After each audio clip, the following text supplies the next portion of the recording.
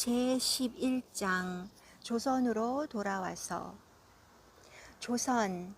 아버지는 연안용 기선을 타고 긴 여행을 하여 조선 땅에 첫 발을 내디뎠지만 이제 우리는 일본에서 출발하는 야간 연락선을 타고 조선 해협을 건넜다. 그런 다음 열차편으로 서울로 가면 된다. 이 무렵 철도는 조선 남단인 부산에서부터 북단의 만주 접경까지 개설되어 있었다.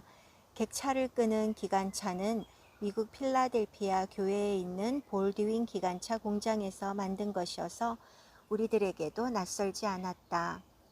메리아는 아침마다 나보다 먼저 일어났다. 그러나 우리가 조선에 도착하던 날 아침은 내가 먼저 해도 뜨기 전에 일어났다. 솟아오르는 장엄한 아침 햇살을 받으면서 나는 먼 시야에 들어오는 당당한 조선 땅의 해안선을 바라보았다. 나는 가끔 전쟁에 시달린 이 땅이 어째서 조용한 아침의 나라로 불리워지는지 궁금하게 생각했었다. 동트는 순간 갑판 위에 서 있었던 나는 그 이유를 이제야 이해할 수 있었다. 배는 더할 나위 없이 잔잔한 바다의 물결을 가르고 해안의 산맥들을 향하여 접근하고 있었다.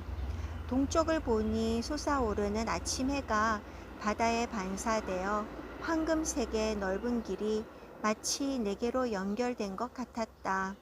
해안에는 꾸불꾸불한 소나무들이 여기저기 솟아있는 암석 위를 덮고 있었다. 그 아름다움이 거울처럼 맑은 바다 위에 선명하게 드러나 있었다. 이러한 바다에 비친 초록색 경치 속에 만발한 분홍색 산벚꽃들이 나타났다. 수면에 반사된 분홍색 산벚꽃 나무의 꽃 그림자들이 바다 위에 황금색 햇빛이 만든 넓은 길과 섞여 절묘한 아름다움을 이루고 있었다. 나는 넋을 잃고 이 황홀한 광경에 빠져들었다. 메리안이 일어나 갑판 위로 올라왔다. 이른 새벽의 장려한 모습은 거의 사라진 후였다.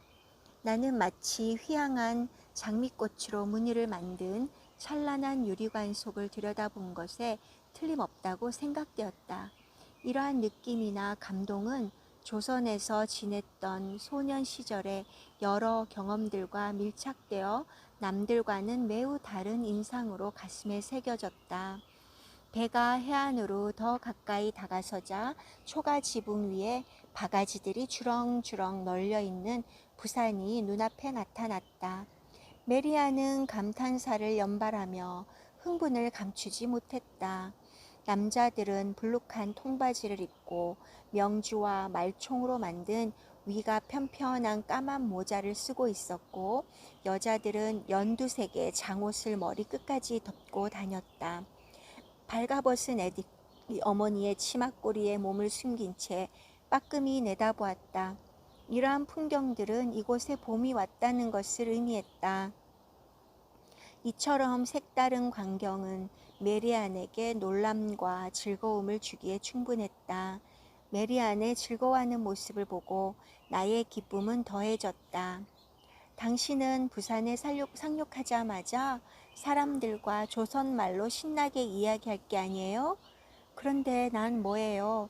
한마디의 인사말도 할 줄 모르니. 한마디라도 좀 가르쳐 주세요. 그래야 나도 기분을 낼 수 있지요. 그때 나는 너무나 기분이 양양하고 행복감에 취해버려 머리가 좀 이상하게 됐던 모양이다. 내 감정을 절제하지도 사리를 분별할 여유도 없었다. 그래서 메리안에게도 장난기가 동해버렸다. 사람들이 깜짝 놀랄 아주 쉬운 말이 있는데 이렇게 말해요. 내가 잔나비요 라고 말해요. 메리안은 가르쳐준 말을 반복하여 완전히 외울 수 있게 됐다. 우리는 서울에서 마중 온 어머니를 제일 먼저 만났다. 어머니는 부산에 살고 있는 친구들과 함께 나와 있었다. 나는 16년 동안을 떠나 있었기 때문에 조선말은 다 잊어버린 게 아닌가 생각했었다. 그러나 수영을 아는 사람은 오랫동안 물가에 가지 않았어도 물에 들어가면 자연히 수영을 하게 되는 것처럼 조선 사람들을 만나자 나도 소년 시절의 그 말투로 쉽게 조선말로 이야기할 수 있었다. 메리안도 조선 사람들에게 둘러싸여 외롭지 않아 보였다. 그녀를 둘러싼 조선 사람들의 얼굴을 보니 그녀의 말을 잘 알아듣지 못하는 표정이었다. 나는 메리안이 영어로 말하고 있는 줄로 알았다. 메리안은 내가 가르쳐 주었던 그 조선말을 또박또박 끊어서 말했다. 이윽고 주위 사람들은 그 말을 알아듣기 시작했다. 어느 품이 있는 조선인 신사가 메리안이 연습한 말이 뭘 뜻하는지를 알아차리고 말았다. 신사가 폭소를 터뜨리자 모두들 박장대소했다. 이상하게 생각한 메리안이 나를 불렀다. 그러나 이 상황에 그 말의 뜻을 그녀에게 해석해 준다는 것은 사태를 더욱 악화시킬 뿐이었다. 나는 황망히 그 자리를 피했다. 내가 잔나비요. 이 말은 나는 원숭이입니다 라는 뜻이다. 이렇게 해서 이 말이 내가 메리안에게 가르칠 수 있었던 처음이자 마지막 조선말이 되고 말았다. 어머니는 나의 유치한 장난을 꾸짖었다. 변명의 여지가 없었으므로 한마디의 대꾸도 없이 가만히 있었다. 어머니는 메리안에게 사교적이고 품위 있는 조선말을 가르쳤다. 매우 반갑습니다. 이 말은 I am happy to meet you 와 같은 뜻이다. 우리는 빨리 임지로 가고 싶었다. 그러나 부산 친구들은 벚꽃이 만발한 해안공원에서 환영 파티를 열 테니 반드시 참석해야 한다고 말했다. 지금 이곳에는 벚꽃이 만발해 있지만 북쪽에는 아직 벚꽃이 피려면 한참 있어야 한다는 것이었다. 메리안은 공손히 말했다. 우리는 빨리 일을 시작해야 하므로 그냥 떠나겠습니다. 한 나이 많은 호주 출신 선교사가 나서서 메리안에게 조언했다. 젊은 부인, 지금 댁은 시간을 따지지 않는 동양에 와 있다는 점을 기억하세요. 당신의 시계는 환자들의 맥박을 재는 일 외에는 필요하지 않을 겁니다. 동양에서 오래 있고 싶으면 느긋하게 처신하는 걸 배워야 합니다. 그렇지 않으면 일도 제대로 못한 채 귀국하게 됩니다. 메리안은 그 선교사에게 실정을 잘 알려줘서 감사하다고 진심으로 인사한 다음 초청을 받아들였다. 메리안은 자기의 시계를 본 다음 장난스러운 목소리로 말했다. 선생님께서 저희들을 기다리지 않으시도록 정각 안에 그곳에 도착하겠습니다. 그는 만족한 듯이 싱글에 웃었다. 벚꽃이 만발한 공원의 화창함은 이런 모임을 갖기에 알맞은 목가적인 분위기를 만들어 주었다. 부산에는 호주에서 온 선교사들이 많아 자연스럽게 캥거루가 화제에 올랐다. 메리안이 질문을 던졌다. 캥거루가 금방 태어났을 때 크기가 얼마나 되는지 아는 사람이 있으세요? 여러 가지 대답이 나왔으나 아무도 알아맞히지 못했다. 캥거루에 대한 메리안의 지식은 사람들을 놀라게 했다. 그건 잘 자라지 못한 옥수수만 해요. 우리 엄지손가락보다 크지 않아요. 어미가 새끼를 배에 있는 주머니에 넣고 다니는데 조금 커지면 젖꼭지에 닿도록 도와줘요. 동물원에서 캥거루 시체를 해부할 때 한 번 본 일이 있어요. 파티가 끝날 때쯤 해서 바람이 수면에 잔 물결을 일으키며 불어왔다. 우리가 감사의 작별 인사를 할 때 부드러운 바람은 분홍꽃, 꽃잎들을 날려 우리를 위한 환영의 아름다운 막을 내려주는 것 같았다. 우리를 실은 기차는 전속력을 내어 달렸다. 차창에 비친 첫 광경은 한창 자라고 있는 보리밭이었는데 바람이 불자 물결처럼 출렁거렸다. 서울이 가까워지자 기차는 꾸불꾸불한 소나무들로 덮인 산기슭을 돌았다. 마침내 내가 태어났고 어린 시절을 보낸 눈에 익은 서울에 들어왔다. 기쁨과 하나님에 대한 감사함으로 나의 마음은 깊이 흔들렸다. 마침내 돌아온 것이다. 나는 이 감격을 숨길 수가 없었다. 사랑스런 신부, 내 곁에 있는 그녀에게도 내 감정을 표현할 적당한 말을 찾지 못했다. 그녀는 나의 이 벅찬 심정을 이해했다. 내 손등 위에 얹힌 아내의 손이 부드럽게 내 손을 눌렀다. 내 마음속에서 물결치고 있는 이 행복감과 흥분을 공감한다는 듯이 서울역에 내리자 사방에서 악수를 청하는 손들, 수많은 환영객들에게 둘러싸여 누가 누군지 분간할 수 없을 정도였다. 불쌍한 나의 어머니, 어머니는 정신없이 사람들을 소개시켰다. 그러나 우리 귀에 그 이름들이 기억될 리 없었다. 메리아는 더욱 어리둥절했다. 어머니가 준비한 2인용 인력거를 타기 위해 밖으로 나오자 우리는 숨을 돌렸다. 조선 인력거는 대부분 1인용이었으므로 어머니는 특별히 2인용 인력거를 왕진용으로 수입했었다. 급히 왕진 갈 때는 의사와 간호원이 함께 갈 수 있어야 했기 때문이다. 인력거는 두 사람이 끄는데 한 사람은 앞에서 끌고 한 사람은 뒤에서 밀었다. 인력거는 빠른 속도로 남대문을 통과하고 있었다. 이 문은 서울의 남쪽에 있는 큰 문이라는 뜻인데 전과는 달리 이제는 밤에도 닫혀 있지를 않았다. 메리아는 눈을 크게 뜨고 구경하느라 정신이 없었다. 건물들이 현대식이고 도로가 넓은 것에 놀라고 있었다. 우리는 동쪽의 큰 문을 향해 빨리 갈 수 있는 샛길로 들어섰다. 길은 좁고 꼬불꼬불한데 많은 사람들로 붐볐다. 지게를 진 짐꾼들, 아기를 등에 업고 있는 어린아이들, 소리를 질러가며 물건을 팔고 있는 장사꾼들이 서로 뒤섞여 길을 메우고 있었다. 어머니와 아버지가 처음 조선에 도착했을 때는 여자들이 집 밖에 나오지 못했었는데 이제는 식품 가게에 장보러 나온 여자들이 많았다. 거리의 다채로운 풍경에 메리아는 사로잡혀 있었다. 인력거는 사람의 물결을 헤쳐가면서 방울을 계속 울렸으나 별로 효과가 없었다. 사람들은 우리가 왜 이렇게 급히 지나가려고 하는지를 의아해하면서 옆으로 비켜서 줄 뿐이었다. 결국 우리는 지름길을 포기하고 다시 큰 길로 들어섰다.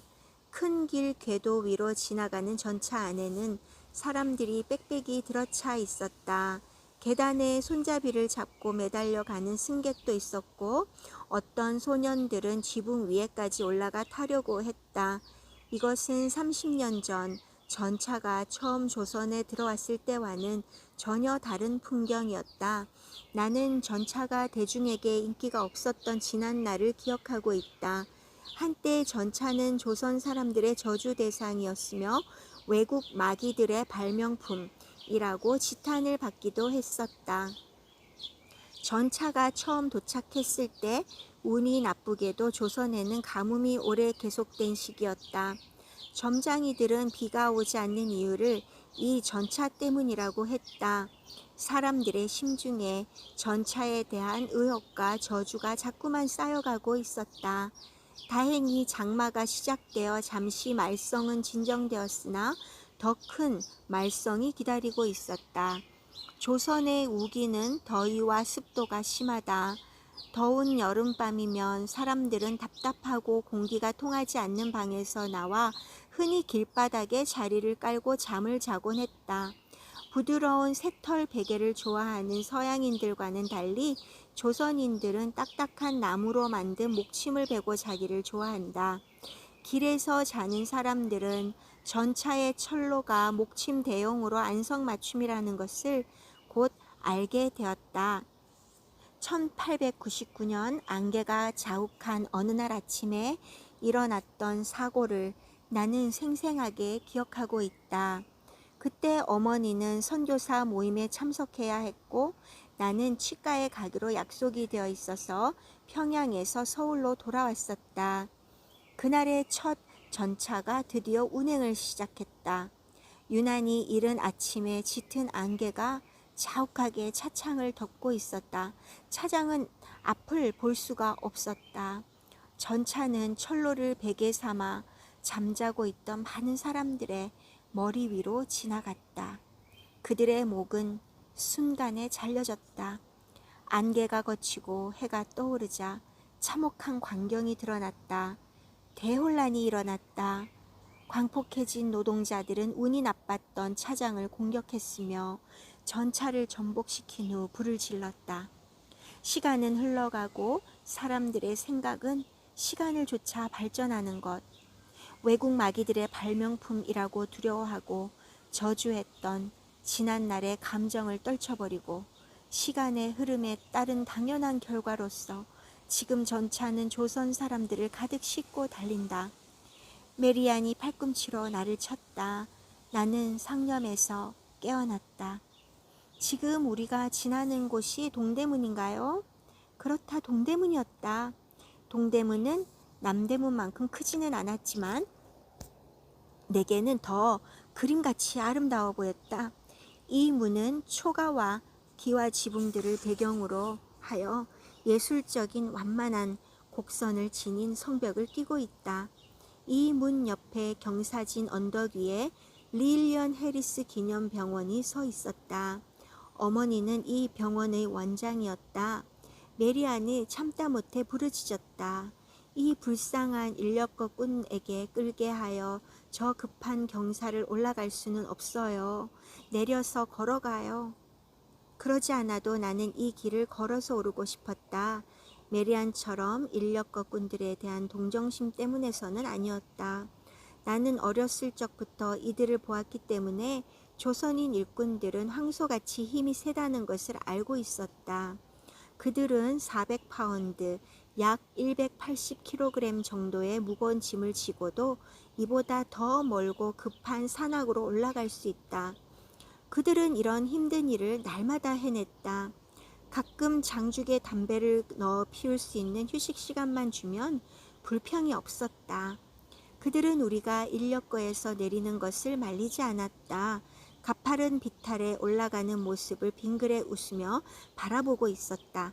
어머니는 병원 옆에 셋집에서 살고 있었다. 집에 도착하자 조선인 방문객들이 이미 문 앞에 나와서 인사를 했다. 가방을 풀거나 뭘 먹을 겨를조차 없었다. 손님들이 다 떠나자 어머니는 우리가 공식적으로 방문해야 할 곳을 간추려서 설명해 주었다. 영국 총영사관의 하이드 레이 총영사를 만나고 영사관에 등록을 하는 일, 감리교 감독인 허버트 웰치 씨 내외를 찾아뵙는 일 등 우리는 뉴욕에서 우리를 도와준 그에 대해 항상 감사하고 있었다. 우리는 조선의 명사이고 어머니와 친한 기독교 신자인 윤치호 씨를 만나보고 싶었다. 우리는 그의 딸 헬렌이 미국에 유학생으로 있을 때 알고 지냈었다. 그는 1884년 조선에 첫 번째로 파견되었던 미국 정부의 사절 루시어스 푸트 장군의 통역을 맡아 주었던 일도 있다. 1884년 12월에 폭동 후에 중국의 상해로 가서 대학에 다니는 동안 기독교 신자가 되었다. 공부를 더 하기 위해 미국으로 건너가 벤더빌트 대학교를 다녔는데 특출한 학생이어서 이름이 났을 정도였다. 조선으로 돌아온 후 조선 정부에서 교육, 외교 분야에서 일하다가 교회를 위해 종교와 교육 부문에 종사 중이었다. 우리가 그를 방문했을 때는 YMCA의 총무직에서 은퇴한 지 6년째 되는 해였다.